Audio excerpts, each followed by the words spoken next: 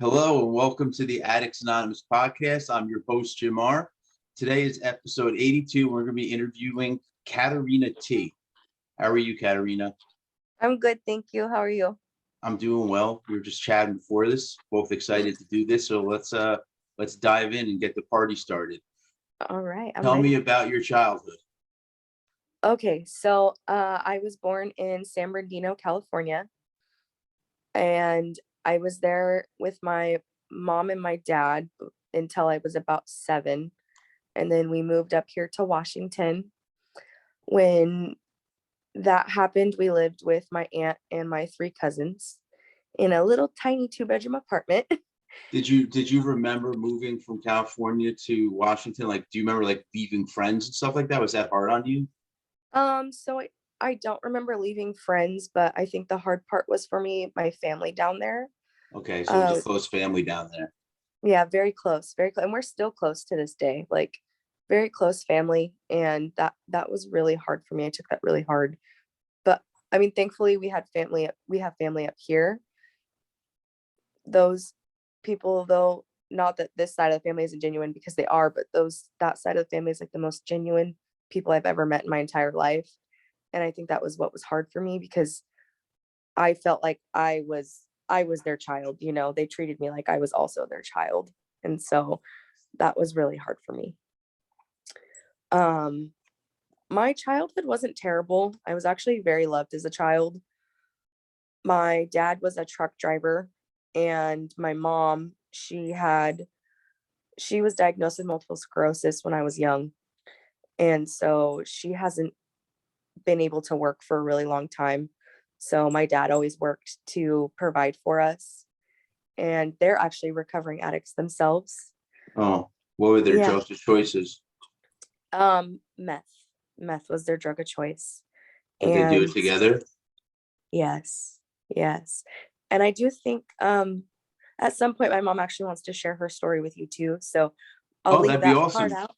Yeah, I'll leave that part out. But the exciting part is she's been clean for 28 years. That's So amazing that they they use both have. together and they recover together, because that's Yep. usually couples, they try and separate you guys for a little bit. Like they say, you need to focus on yourself. You shouldn't be in a relationship. So it's amazing that they did it together. They did the damn thing, So I have to take a drink of water. I'm so sorry. No, of course. But so my dad was a truck driver, and like I said, growing up wasn't hard for me specifically, but Was we it did hard struggle. was he on the road a lot? He was on the road a lot, long work days, and we struggled financially for sure. We did struggle financially, but that never stopped them from like giving that love and making sure that I felt, cared about. Because at the time when we moved up here, I was an only child. And then 11 years later, my brother was born. Okay. I didn't feel like an only child because I had my cousins around. I had 3 cousins that we lived with. And then into my teen years. Wait, that was in the 2-bedroom apartment when you lived with the 3 cousins? No, so finally, 11 years later, we lived in the apartment next door. We actually all lived very tight knit. We all lived in the same apartment complexes. Okay. So, yeah, the way it was is they're like duplexes. Mm-hmm. And so my aunt lived in this one, and then we finally moved into this one. And eventually my mom actually did end up getting a job. She cleaned houses for one of the rental company we rented through. And but eventually, yeah, we moved into the second house, and then my mom found out she was pregnant with my brother. And my brother and I didn't really have like a close relationship, I think because of the year difference, and I also took that I took that very hard because I was so used to being only child. Yeah. But growing up though, like being around teenagers, I also had to witness a lot of addiction and like drinking and partying and all the crazy stuff that teenagers do when they're teenagers. You talking about friends or family? Family, Or both? like their friends, No? like Yeah, I had to see a lot of that. Um, and nothing against my parents or anything, it's not really their fault because of what happens next door, like they can't control that.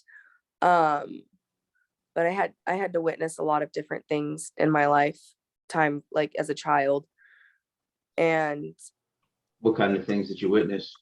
just like drinking and drugs and people fighting and just not stuff that I should have been around, but as a kid you're like you don't want to miss out. You always get that fear of missing out. Yeah. And eventually I ended up like in into my teenage years. I think when I was like 14, I started drinking.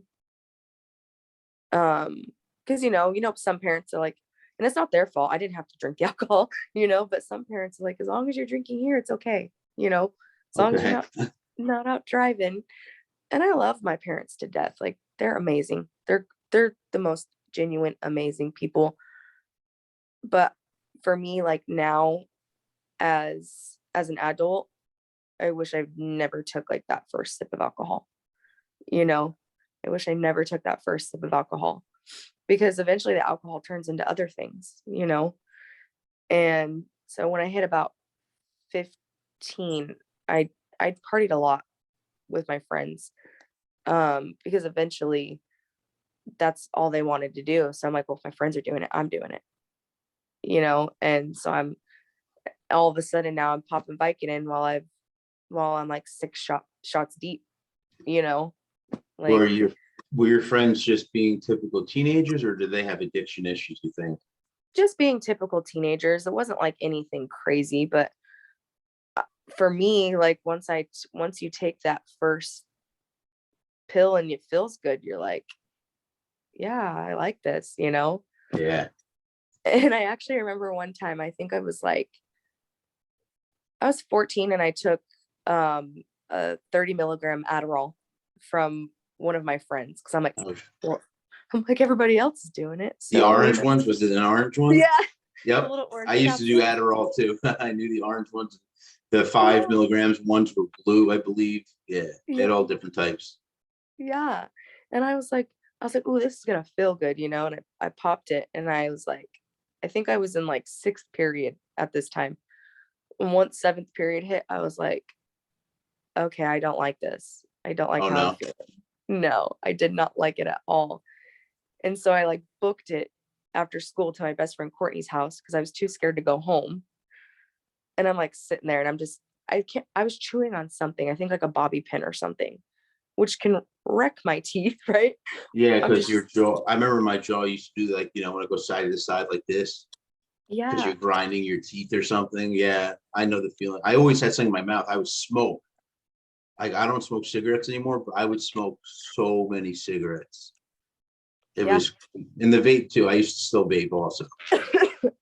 Well, and like for me, I had never done anything like that before. So it's like, it's always been like downers, if you get them like prescribed at the doctor, you're so used to downers. Well, that one time I took that upper and I was like, yeah, I don't like this. And so finally I went home.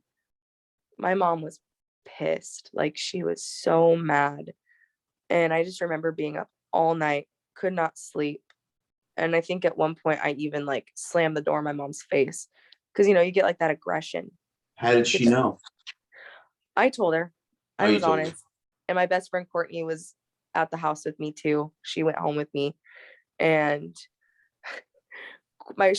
Courtney left because my mom was like, this is your fault, blah blah blah. Oh, And Courtney's like, no, no, no, it's not I wasn't even at school today. She's like, I wasn't even there.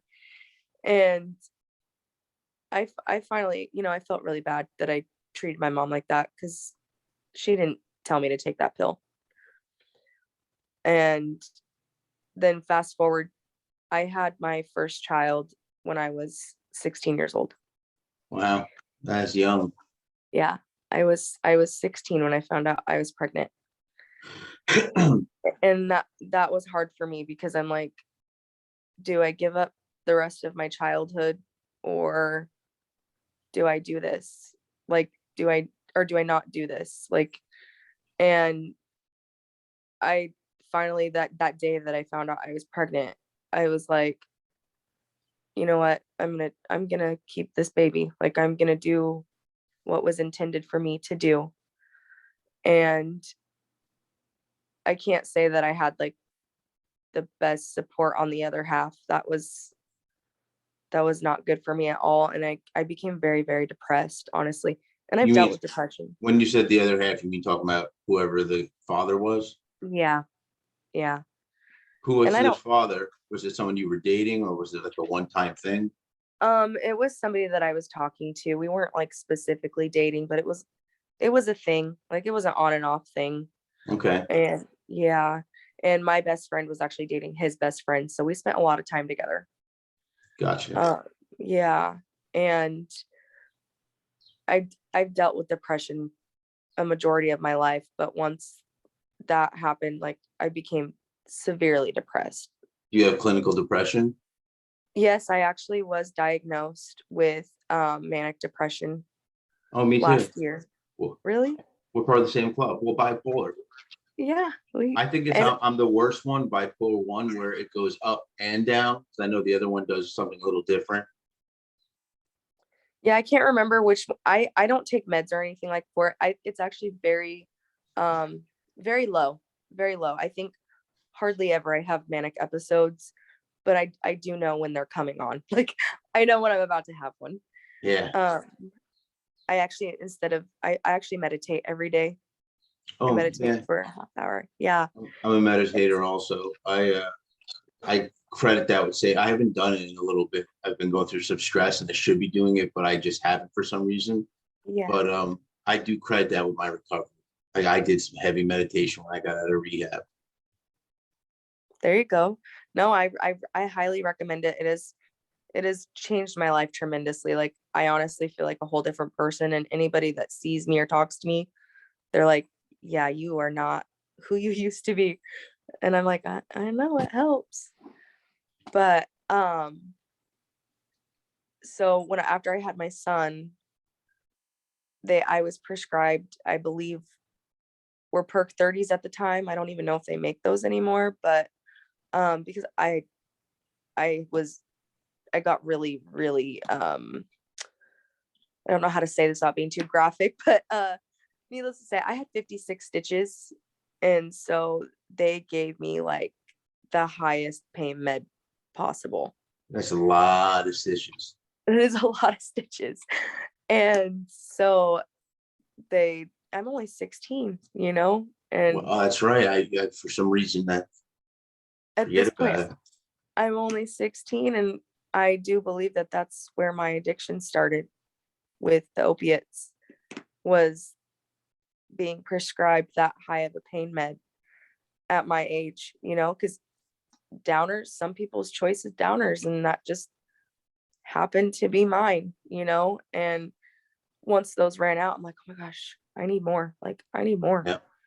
I need, I like the way this makes me feel. I need to keep doing it, and um, then so when I was 8 months pregnant, I met my younger two children's father when I was 8 months pregnant with my firstborn. And I had So my you second started child. dating someone while you were 8 months pregnant? Yeah, and you know what? He loved me. He loved me very That's, much. that's all that matters. Yeah, he loved me very much. Like, And he is also an addict. So it's like, and I, at the time, I didn't know. Like, he talked about it every once in a while, and he was clean around that time, like when I met him. so he And admitted back then he was like working a program, maybe like he admitted he was an addict. so he wasn't working a program specifically, but he had been to rehab quite a few times. All right, so he And actually had real deal addiction issues. yeah, yep. Um, his mom sent him to rehab quite a few times, and I wouldn't say that his group of friends were the best of people either. But one thing is, like, he told me, I don't care if this kid's mine. Like, or not, like, it wasn't his kid. Mika, my son, was not his kid, but he treated him as such, and I was like, God, I was like, I would kill to have that kind of support from the actual father, you know? And I was very, and I still am, I was very thankful for him around that time because I had family. Like, my family helped a lot. My family is actually a big part of my children's lives. They're there a lot. And then fast forward to when I was 18, I had my second child with said boyfriend. And he's a really good dad. When he's not using, he's a very good dad. Even when he is using, he's still a decent dad. And I didn't ever notice the addiction very much. I didn't, because at this time, like, I'm I'm still oblivious, even though I'm like a pill taker, I'm oblivious. And I finally found out that he had been using heroin. And I'm like, what the, what? Real quick, not to skip around. When Yeah. you were 18 and pregnant, were you using the perks at the same time, or did you quit? No, I had quit. Yeah, I had quit. Sorry, I did not, I left that part out. I'm so sorry. No, I'm just making sure that I didn't miss it. I thought maybe I missed it. No, I was not using at that time. Okay. So when I was about 17, I was working at Pizza Hut and I needed to deliver pizza. And so I'm like, okay, I need to stop. I was on the straight and narrow for a while because at the time as a teenager, like, finally I was like, you know what, the drug scene's not for me. Like, this is not me. And so I stopped using pills and started doing that, started delivering pizza, started being like a functioning adult, at this point, because now I'm a mom with a kid, and um I hated it at first because I'm like, like, restless legs, like, can't go through my day without, like, just craving that downer feeling, Mhm. and I guess I'll fast forward into, like, when my actual addiction started with the heroin, because I had my third kid by the time I was 20. Wow. So I was 20. Wow. Yeah. And I remember like, I was so excited because and it sounds selfish, but I'm like, I know I'm gonna get pain pills. Like, I know that's gonna be a thing.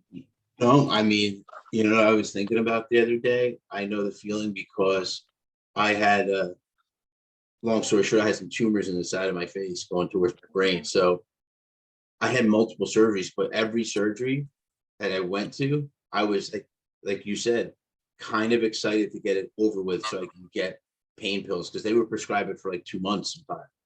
Yeah, they And I do. would They do suffer. that. I don't know how you did, but I would suffer throughout the day and not take them.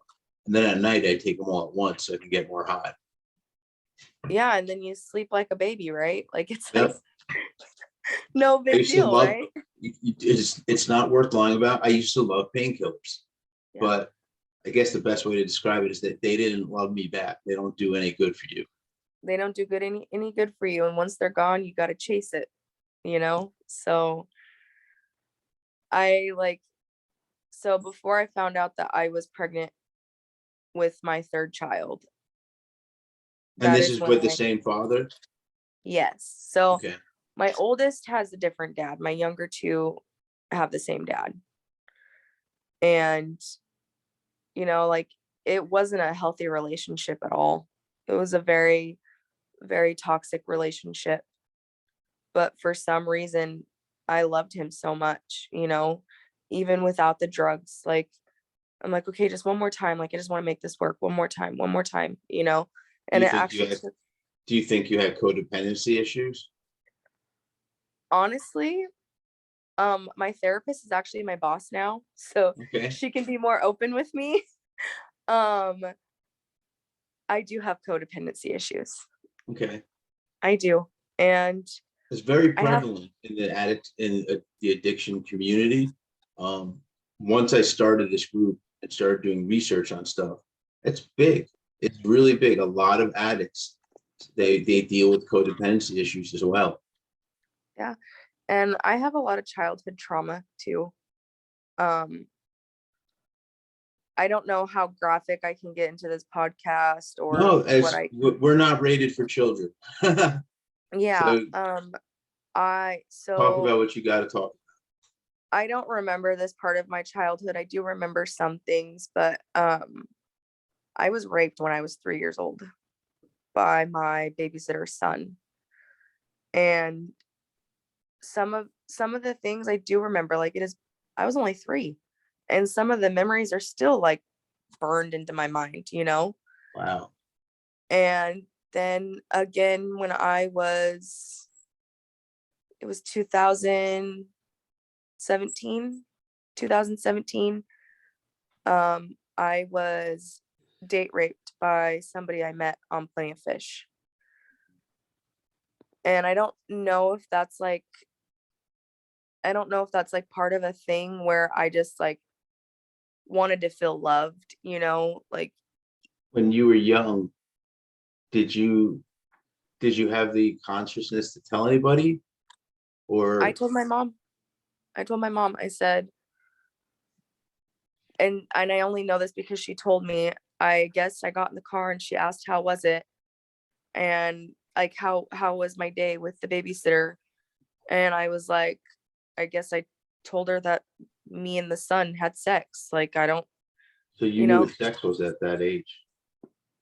because of that guy, because of that babysitter's son. And I don't I don't know if like my code so that I don't know if that's where my codependency issues come from, because I just want to be loved by a man, you know, like I don't know if that's the issue or I have like deeper rooted issues that need to be resolved, you know.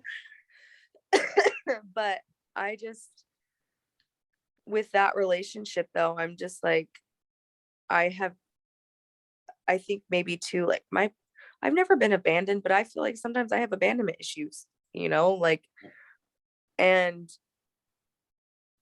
when, after I had my son, I remember wondering why he was out all night, because I didn't know he had relapsed on heroin. I didn't know that. He was working at Taco Bell at the time, and we were living with my best friend and her husband. And I'm just like, why are you never home? Like what are you doing? And so finally he relapsed, or finally he told me, well, I relapsed. I've been doing heroin. And I'm How like, old how old was your son when you first found out that he was using? so my son was only 3 and my younger son was a newborn. He was And just a baby. how did they use drugs? No, not my son, my Austin. My kid's dad. My kid's dad. Oh, okay. I'm sorry. I should have touched base on that. um no, my kid's dad. I should not say any names. I'm sorry. You My don't have kid's to. yeah. Okay.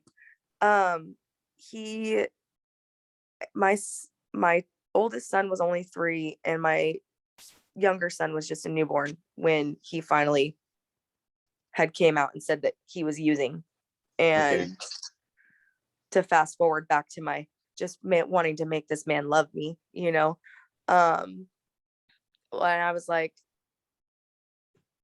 oh my gosh, okay, well, this is nice, you know. And I ignored it for like a couple months. I ignored it. And finally one day I was like, this is where it all started. We were in the bathroom in our bedroom, and I was like, I want to see what's so special about this drug. Like, I want to know why you're never home, why you're never with your kids, and why you're never with me. Like, I want to know what makes you feel so good with this drug. I was like, I want to try it. And he's like, are you sure? And I was like, yeah, I'm sure. And I took that first hit and I was like, well, this is way better than pain pills, you know? And I I used for a few times, and then I found out that I was pregnant with my daughter. And at this point I had already been 3, almost 4 months pregnant While with my using daughter heroin. while using heroin. And the only reason I found out is because I wasn't going to keep my daughter, because I knew at this point now what kind of person her father is. Finally got those true colors, you know? And I'm like, I'm only 20 years old. Like, I can't, 19 actually, almost 20. I can't afford a third baby. I can't do this, you know? And of course, the drugs too, we're talking like, and um, I remember I was house sitting for his mom and I wanted to use again. And he's like, no, I'm not letting you. I'm not letting you use, you know, if you're not doing it. And I, once I found out, because at this point, like, I still didn't know how far along I was, you know, and there was some very nasty words exchanged between the two of us when I did find out. And um, then I went to the clinic and they were like, you're almost 4 months along. Like, if we're going to proceed with this, like, you can't come here. You have to go to a different clinic, you know? And once I saw that, I was like, no, okay, I can't. Like, I can't. I have to have this baby, you know? Yeah, And and I did get clean during my pregnancy. I did stop using completely once I found out that I was pregnant. that's Um amazing. and I thank you. I, I I'm like trying not to cry. And I went through with my pregnancy, and it was lonely, you know, because every mom wants the dad to be there. Like, he was at some appointments, and I just, I'm thankful for my daughter, you know. I'm thankful for all three of my kids. But fast forward to after my daughter's born, I started using again. She was with her father, and that's when my addiction got very heavy. I was what they call like a high functioning closet user. I had never heard that before until I started working at a rehab, you know. Like, oh Yeah. yeah, you were a high functioning closet user. And I'm like, I just thought I was an addict. I didn't look at it that way, you know? Yeah. And I I I regret it, you know, like, if I could go back, I would. And I want to tell these people that are listening, like, don't start, because there are chances that you're never gonna stop. If you Yep. even if you just want to try it one time, one little line, like, don't do it, because that year of my life was the most fucked up year I've ever had. I was working full time as a as a pizza delivery driver, because you get tips on those jobs, you know, like, Mhm. you get tips. And I remember working morning until night just to make sure that neither of us were feeling sick. Like, just got to get through this shift so we can go buy more, you know. And I was still a mom at this point. Like, I was still taking care of my kids. I was doing what I could to take care of my kids and still be like able to stay awake and like be there for them and make sure that I could do what I needed to do for them, you know. Um, and the relationship was very mentally abusive, like, especially with the drugs involved, because we were buying like almost $100 worth a day of drugs. And I just remember nodding out. I remember watching him nod out. And there was one point where we were in a town here in Washington, like we were in Olympia, and he wanted to take money out off my card to buy drugs. Like, we blew through my tax return that year. My taxes were gone in like a month on drugs, on heroin. And I remember telling him, no, you're not buying drugs with my card. Like, we're done. This is done. Because at this point, I wanted to get clean. I was tired of the lifestyle. I was tired of the sweating, the smell, the feeling, because after a while you feel greasy. You feel gross. You know what I mean? I mean, not Yeah. for everybody, but I know that's how I felt, because that wasn't a lifestyle for me before. That was not something that I did, that I was into. Pills are, they're all opiates. They're all the same thing, but heroin is a whole different ball game, you know? And so when I finally went to go ask for my card, it turned into this big fight. Like, I was trying to grab my card from him, and he had like his arm over me, like holding me, like pinned to the seat, like trying to like make it so I couldn't get my card. So I'm like crying at this point. His friend's in the back seat.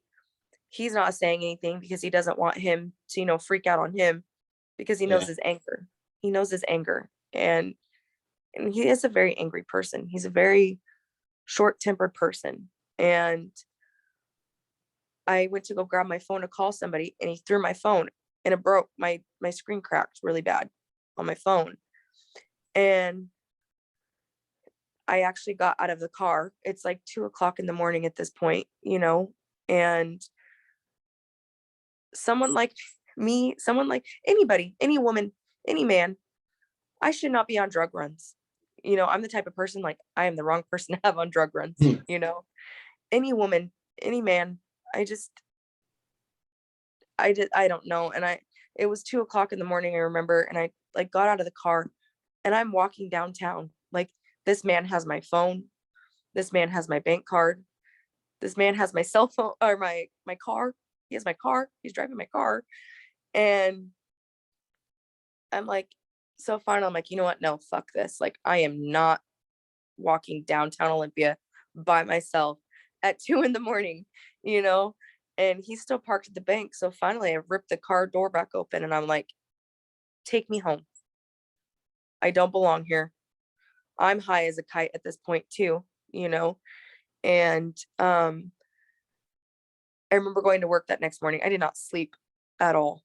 And I slept maybe like a little bit. And I went to work at like, not, I was late that day, and my chest from here to here was bruised from the way that he was holding me. And I don't know why I didn't quit using the drugs then. I went back for more, you know, I went back for more. And I remember going on drug runs, meeting not sketchy people, because that's a rude way to say it. I don't want to say it like that, but just other people who are also in addiction. They look at you like you're a piece of meat in a sense, Mhm.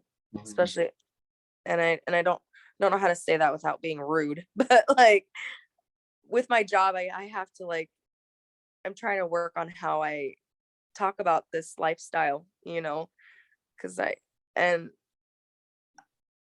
I think of my kids, I think of my kids were at home while I was out doing these things.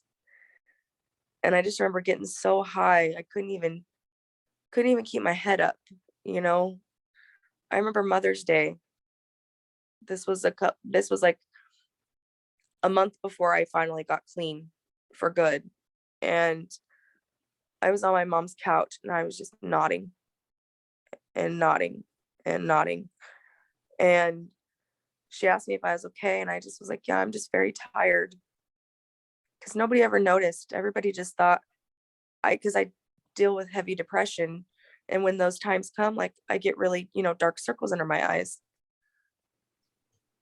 And it was really hard to, it took me 5 years actually to even say anything to anybody.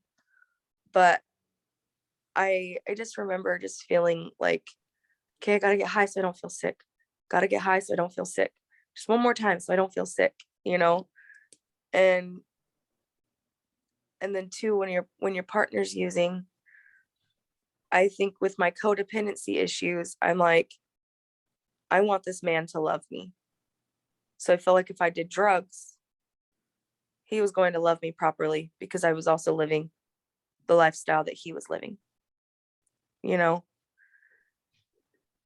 And I now know that that was not love. That was, he may love me, yes, but that at the time was not love. And I just remember like one time we were again, downtown Olympia, and I'm smoking heroin in the middle of the parking lot at the Dollar Tree. like, like, and when I finally like snapped, like I came to it, I'm like, what the fuck am I doing? I'm like visible. I people can see people can see me. Like, and I think of how much could have happened and could have gone wrong, Mm-hmm. and finally my recovery story is not crazy. Like my using time was not crazy, but for me, for someone that wasn't used to that lifestyle before, heroin took over me, it's crazy for me because and I know everybody's journey is different, and I know that everybody's path is different because addiction's addiction no matter what, right? Like it's Exactly. And you went through everyone's story is important and valid. yeah. And I try to share that too because like when people like ask me about my story, I'm like, well, it's not crazy, but heroin is not an easy drug to kick, No, you know. I'm not at all. The fact that you're clean makes it an amazing story. Thank you. Thank you. I I now like I look back at it too, like I'm like, I didn't need to use to be loved properly. I shouldn't have never based it on that. And and at that point, that's what our relationship was. It was drugs. That was about the only thing we had in common at that point besides our children, you know? Mm. And I just I think of like all the mental abuse that I went through during that time, like especially like telling him no. Like I got called every name in the book. And now I'm just conditioned to like if somebody cusses me out, I'm like, I've been trained for this. It's okay. Like and I finally one day I came home from a shift. I had worked a morning shift and I came home, and at that time like I was still delivering pizza, and I went downstairs, and my kids were upstairs playing by themselves, and I went downstairs and he was hunched over with a needle in his arm. And I'm like, I kind of panicked a little bit. I stayed calm because the kids were upstairs, but I stayed calm for them. And I was like, I like kind of like nudged him, and he woke up. Like he eventually woke up, and I'm like, what if the kids would have found you? Because like at this point, I'm starting to feel like sick too from working and not using. I'm starting to wear off a little bit, and I'm like, what if the kids would have found you? Like you are so lucky that I found you. And he's like, I'm so sorry. I didn't know that I nodded out. And I'm like, well, there's a needle sticking out of your arm. So take it out, you know?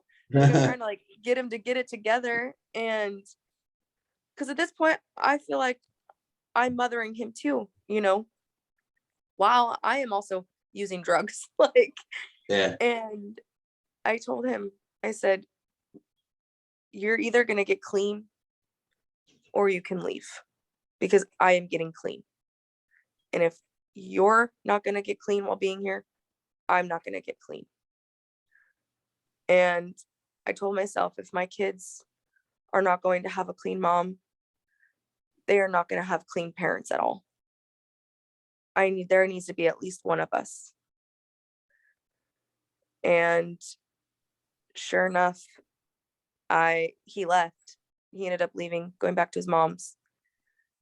And I got clean. I used one more time before that with one of my really close friends. I used one more time because I was just feeling sick. Like I was not feeling great at all. And after that, June 12th, I have not used since June 12th, 2015.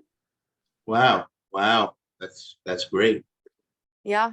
And the withdrawals, I'm sure not a good time. No. Not a good time. And I didn't use Suboxone. I didn't go to rehab. I curled up in my blanket and I sweat that shit out. Like it wasn't fun. And I told my mom, because at the time we were living at my parents' house. And I told my mom that I just had the flu. I wasn't feeling good. I think I have the flu. And that last time I used, I'm pretty sure I was close to an overdose. I used pretty heavy that day. And that was when I felt like I was overdosing, that was my cue. Like, you know what? Nope, Kat, we're done. Like, we're done. Yeah. And it was hard for me, to do that alone because, it's, as any addict feels, you always feel shameful. Most of us anyways. Guilty. I'm a mom. I don't need people to know that I'm using heroin, like I don't need people to know those things. And I kept it hidden. Like I kept it hidden for 5 years before I told anybody. I first started with my mom. And I remember that night we laid in bed and I said, "Can I tell you something?" And she's like, "Yeah, of course." And I finally opened up to her about my addiction and I cried, because you don't want your mom to, and that's part of the reason why I never told my mom, because you see so many moms and so many dads just worrying about their child and like focusing on their child and wanting them to get clean and doing everything they can to make sure they're sober or they have money or they're feeling okay, you know and then you get those some parents that are just like, nope, let them fucking figure it out, you know let them figure it out on their own. And my mom's more of the, I'm going to worry about her, I'm going to make sure that she's okay. And I didn't want my mom to do that, because I have a brother that she needs to focus on. I'm an adult at this point, and I cried when I finally told her because I just felt so terrible about what I did in the past. Because I was taking money, I was borrowing money, not paying, my half of the bills. Like I'd buy the things that the kids needed, like diapers and stuff, but everything else, I was not a functioning adult at that time. I was not doing the things that I needed to do. And I think the taking the money part was like the hardest for me because I'm not like that. That's not me, you know? And it was just like a sigh of relief once she told me that it was okay. Like, Kat, it's okay. You're sober now. Like, you're clean now. And then next came my best friend. I finally, because she's like my sister. My best friend is like my sister. And I I had to battle with that silently for 5 years. I mean, besides with my therapist, but that's a different story, you know? That's a whole different ballpark. And when it comes to your family and like your close friends, you don't want them to look at you that way. You don't, and most people don't care. You know, most people don't just they just don't give a shit. But for me, I knew that that was not me. And I am so proud of so many people that can come out and share their story and do better and you know, just show up for themselves so that they can show up for others. It's like it amazes me what someone can do after everything they've been through, you know? Mhm. And like my mom and dad, for instance, like being clean for 28 years, that's living that lifestyle for so long. And it is a very, very long time. And like, I tell people this too, like it took me 6 years to get where I'm at today.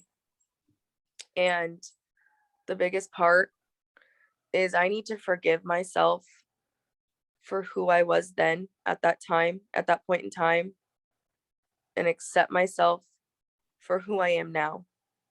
Because that girl doesn't live here anymore. She does not live here. That is not who I am. She will always be a part of me, but I don't have to go back to that, you know? And that's like the one thing I try to tell people, like my patients that I work with, because now I'm, you know, I'm a certified peer counselor now. And um I just tell my patients, you know, they're like trying to get their kids back or, you know, even when I was working, I used to work at a rehab too. I worked at a rehab for 2 years and I still pop in there occasionally and work some shifts. And I just tell my patients, like, if your kids can't be your main purpose of why you're doing this, you need to be your main purpose.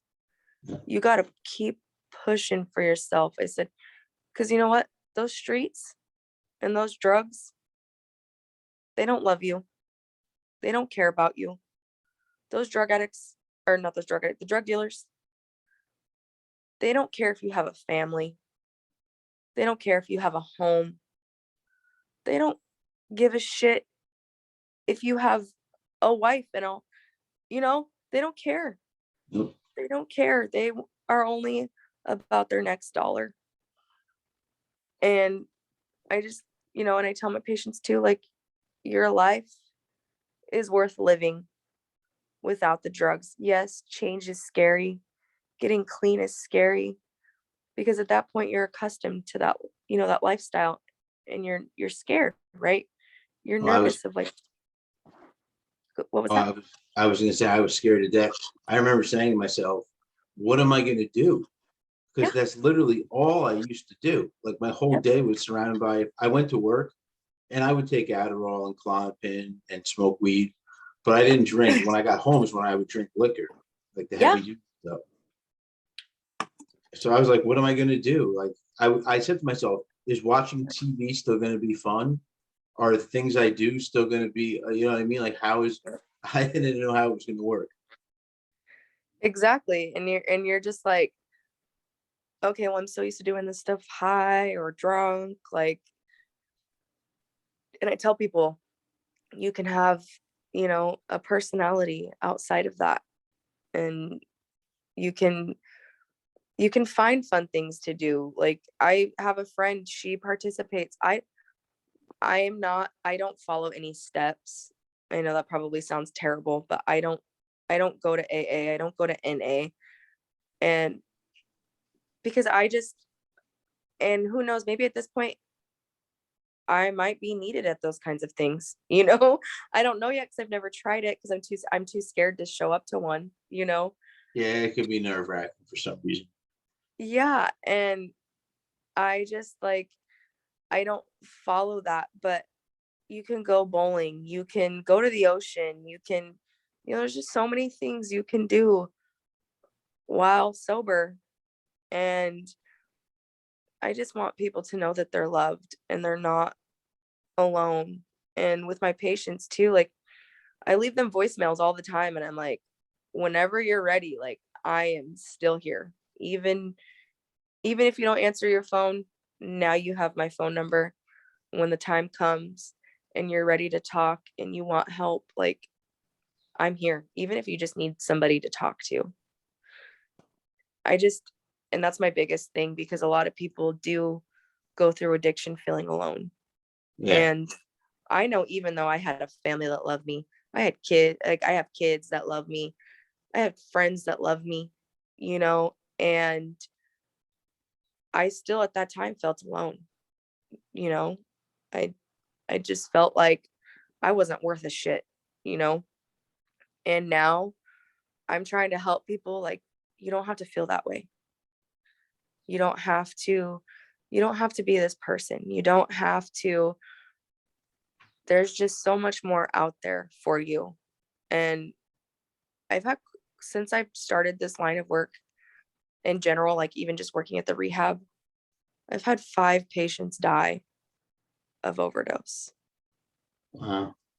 And I learned in my um one of my classes that I took a couple weeks ago, somebody dies from overdose every 5.5 minutes. Every five That and a I half did minutes. not know. That I did not know. Yeah. Yeah. Not And saying it's I know everything, but that's something I did not know. yeah. And it's heart-wrenching to hear. And I always think too, because my kid's dad is still using and he's a heavy fentanyl user. And I think like what if one day I get that call? You know? What if one day I get that call?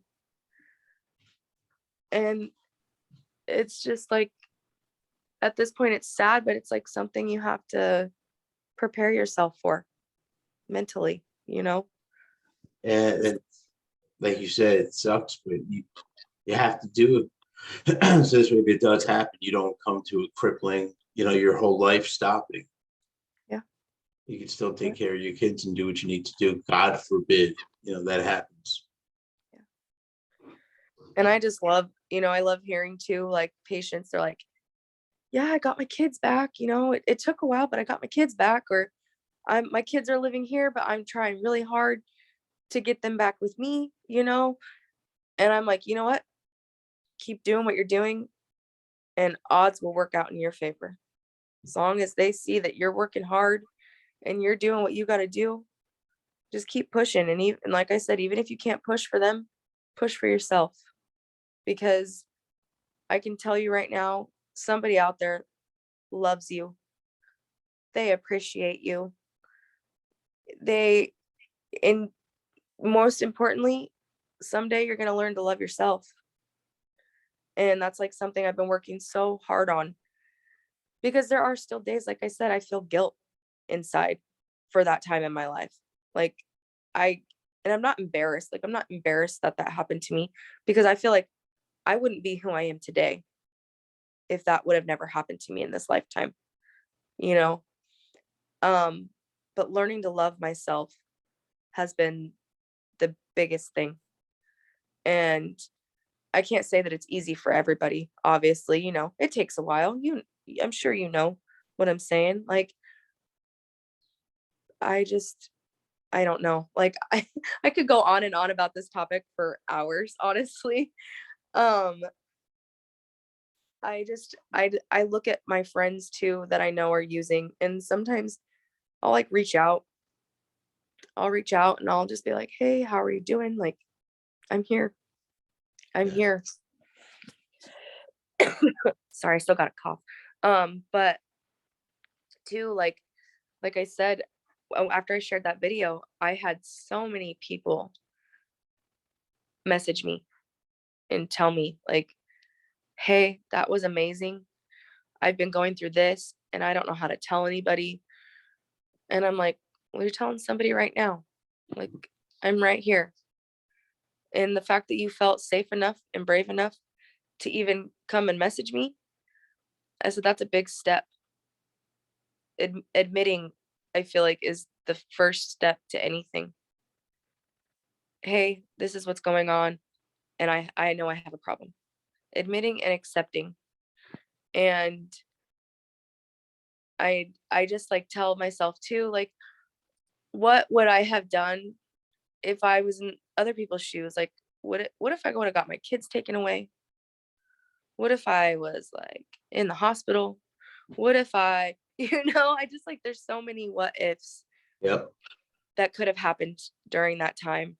And I I try to remind people too, like, it's okay that that happened. What you're doing now though to fix that, that's the important part. So, and I was, like I said, I was around a lot of sketchy people in that time of my life. I just like, I don't know. I don't like I said, I could go on for hours. No, it's been an incredible story. So what is life like for you nowadays? Like how does your daily day go about? How do you stay sober? So for me, like how I stay sober, and I am going to be honest, I do drink occasionally. Like it's not an all the time thing. Um, but I have learned to do that without being like, "Oh, I need a bag." Like I need a Yeah. bag. I can function now. Like I couldn't before. I could not function before. Um, but now for me, like sober life, like when I'm not on the drugs, and like I said, it's just socially, it's not like I'm getting fucked up every single night, drinking a Yeah. whole bottle of wine. But like for me, I feel so much happier. I I go bowling. Like I said, you could go bowling. I take my kids to go do stuff, like we go to the ocean, we go play laser tag. I take them to Disneyland every year. This is actually the first year that we're not going. Um, we go to Disneyland every year. Like we make family traditions. Like we go down to California, spend time with our family down there. And I just I function so much better. And actually what helps me not use, it's not even just my kids are obviously my number one purpose in life. Like everything I do for them, everything I do is for them because I'm a single mom, and so I'm like, well, I have to be on the straight and narrow. I have no choice. I I just remind myself of how I felt during that time when I was getting clean and I was by myself to detox. And because the person that I got myself hooked on the drugs, but the person that introduced me to those drugs, they weren't there, you know? They weren't there to comfort me and console me. I did that. I was there for me. And I think of that day of how sick I felt. And and that's one of my biggest pushes is that I don't want to feel like that ever again. I Yeah. do not want to feel like that ever again. And I go out into society and I can, I can hold a job and I can hold a job then, but like I can hold a job. I can, my kids need new shoes. I can buy them new shoes. I need new stuff. I can buy myself new stuff. And I can't, I can't explain it enough to somebody of how much better life is without that drug. I wasn't a very upper person either. Like I didn't do meth or anything like that. I was just strictly heroin. But I can tell you that that bag, it's not worth it. And I know it's not easy for everybody. I know they can't just drop it and quit it like it's nothing. But there's resources out there. There's so many phone numbers you can call. There's so many things you can do to try to do that and get clean and show up. Like I don't and for me too, the way I live now, I wouldn't be able to live that way if I was still using. No. I would not be able to live that way if I was still using. Obviously, yes, like I said earlier, like diapers, wipes, that was taken care of. But everything else, no. can't sometimes, and sometimes people don't prioritize that, you know? Now your kid has no food, no formula, no wipes, no diapers, you know? And Yeah. and I don't judge. That's their struggle. You know, that's not my place to judge. And either you figure it out or you don't. And by the time, if you don't figure it out, by that time comes, sometimes it's too late, you know? And I think of that too. And I I told my one of my patients, I or not one of my patients, one of the people that works at my work, they're like, Mason County needs you, like we need more people like you. And I'm like, I am here to walk with someone through their rain, and I'm there to hold their hand during the shine. Like I'm there, you know, doesn't matter. I don't judge. I don't tell people, I'm not like, well, you're a piece of shit because you use, you know, that's not me. I don't even like people using the term tweaker. Like I hate that term, you know? Yeah. Back then it was funny to me. I'm like, oh yeah, there's crackheads out there, you know? And now with the stigmas and everything, I hate when people I hate when people use those words, you know? Yeah. Like I just I don't judge. I don't do that at all. And because I wouldn't want somebody talking about me like that, you know? I want somebody to be like, oh God, she's a dope head, you know? I would hate that in a sense. Um, I'm sorry, I feel like I'm rambling at this point, but Yeah. um, I just know now in my lifetime, even if I just help one person realize that they're worth it, that's all that matters to me. As long as I can help that one person. And even those people that don't answer when I call, at least they know that that option's there, you know? Exactly. It feels good. Even if some people don't respond, like you said, they might still listen to the message and just know they're not alone. Yeah. And I hope so, you know, and that's like my goal is to just help that one person. And, you know, I used to be against like harm reduction, like with like the clean needle exchange. Mhm. I used to be against that. I'm just like, and I'm like, well, how come until I live this lifestyle, mind you, until I live this lifestyle, I'm like, well, how come Narcan's free? You know, like, why is that a thing? Why don't people have to pay for Narcan, but they have to pay for chemo and everything else, you know? And then once I lived that lifestyle and I started working in that field, my whole outlook changed. I'm like, gosh, I was a piece of shit for saying those things, you know?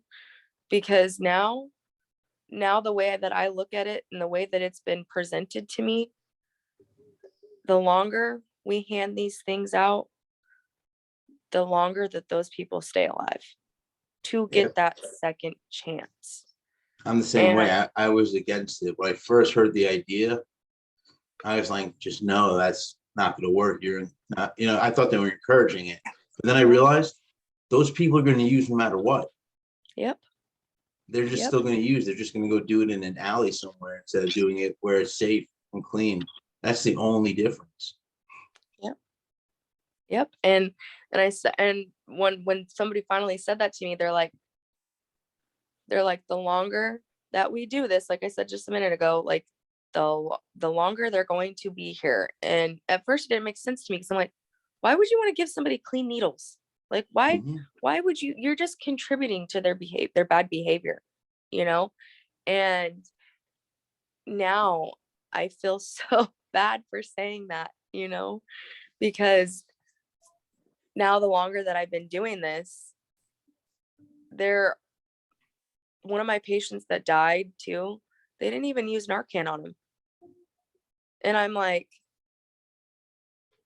you guys know that the option's there and you didn't use it. And not that it's their fault, you know, that he overdosed. It's not their fault. But there's so many actions that can be taken to that. And another thing that I think of too, like, because there are days I still get cravings. I'm not gonna lie, like I still get cravings for that Yeah. feeling. And like I just recently went through a bad breakup, and I'm like, I just want to get high. Like I just want to numb that pain, because Mhm. it I was very heartbroken about a month ago, and I was like, what can I do to just make this feeling go away? And I know exactly what I can do, you know? But at this point, I've already gotten rid of all those friends. Like I don't associate with those friends anymore. And which I'm super thankful for, you know? I love them and I love them from a distance. But I just think of I I think of this quote, and it resonates with me. I may have one more relapse in me, but I may never get another chance for a recovery. And that sits so heavy with my heart, because it's true. You may have one more relapse, but you may not get a chance to recover again. Yep. And I do I wish more than anything that drug addiction was not a thing. And a lot of it stems from mental health too. And that's where the co-occurring comes in, you know?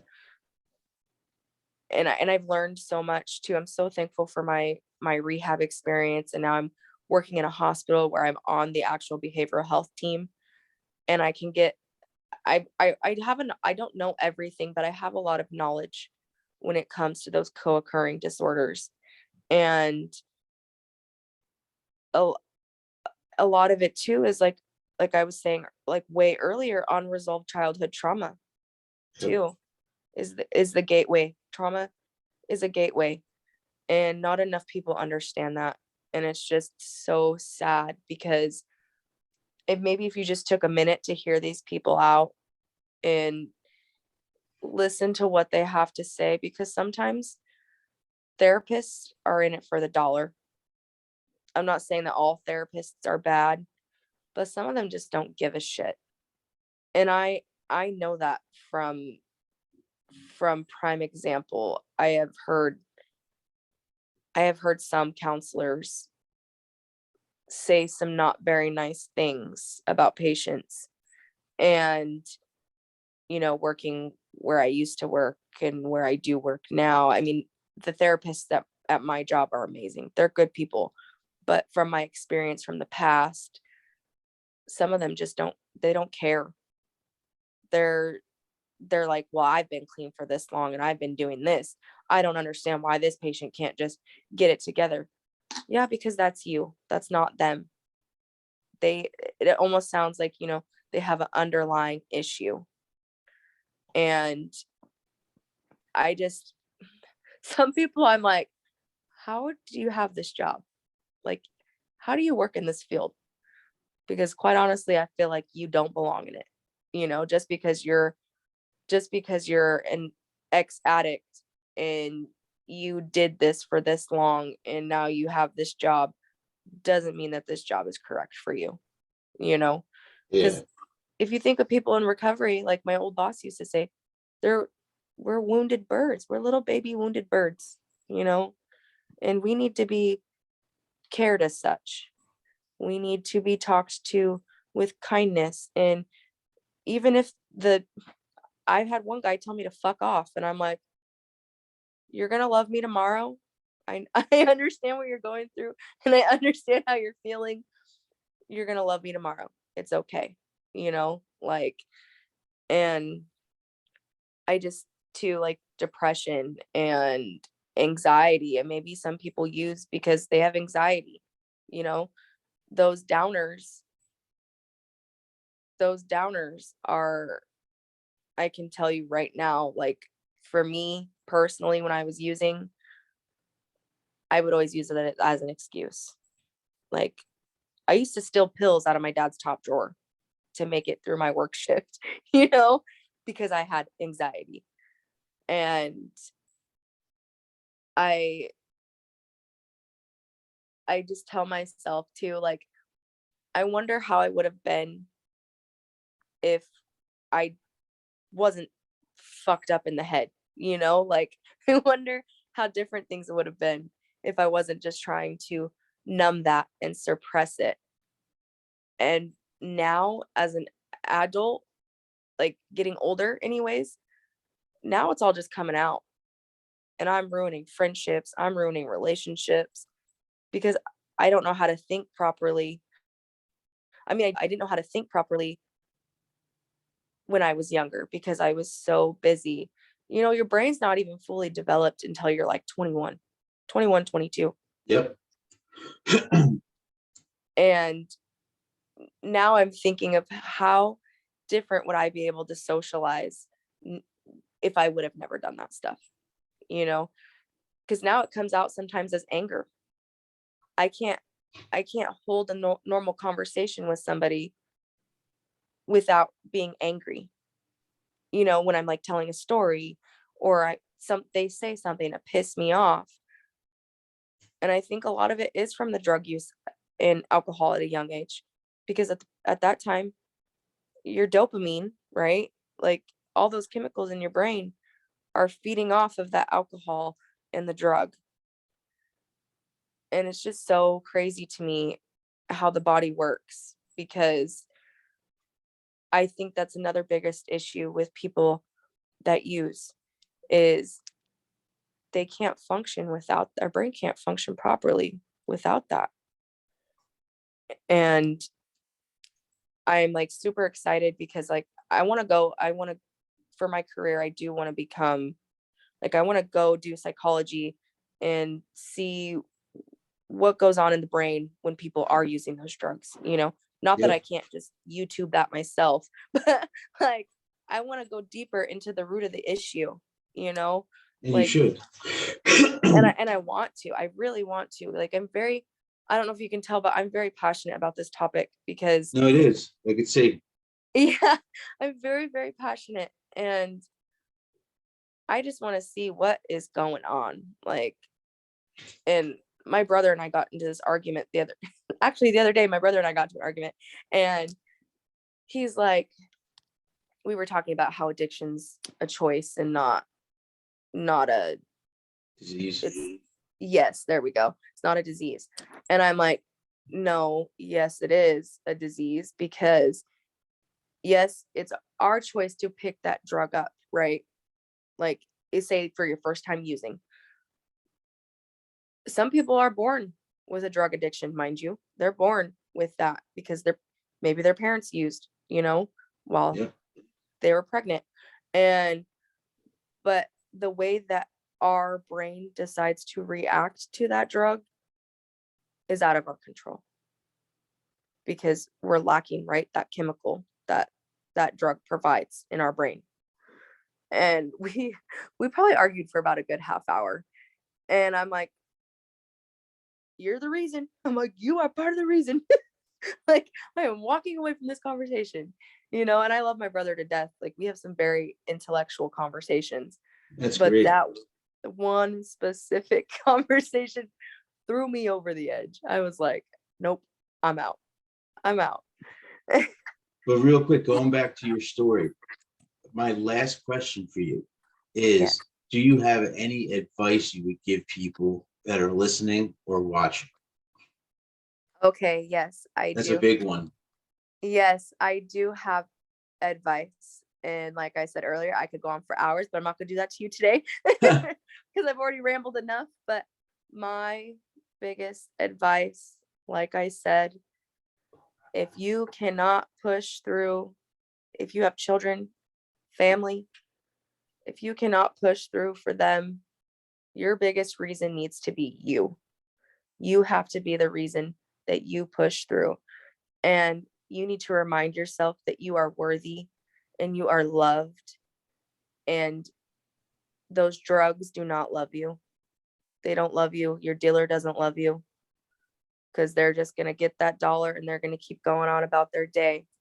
And like I tell myself, yes, you may have one more relapse in you, but you may not get another chance to recover. And I don't mean that. I know that kind of sounds like an asshole quote because you're like, I don't believe in you.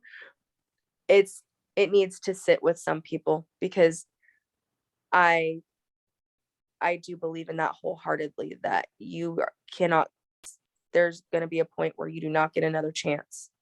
And there is life without the drugs. There is life without the alcohol. There is so much to the world that you're missing out on while you're deciding to do these things, you know? And yeah, it feels good at the time.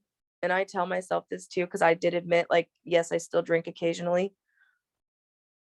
It only lasts for a little bit. And then you got to wake up and you got to feel those feelings again, you know? And I had to tell myself eventually, I have to feel these things without numbing the pain so I can heal from it. You have to feel in order to heal. And that is like also one of the things that I live by. You have to get through those moments. And then, yes, it's going to be a roller coaster and it's going to fucking suck. You're going to hurt. You're going to cry. You're going to feel alone. But as long as you do not lose yourself in the process, you're going to be okay. That's You are great. going to be okay. That's great advice. Thank you for that. You're very welcome. I think that's a good place to wrap it up. I want to thank you so much for doing this. It really was a great story. It was much appreciated.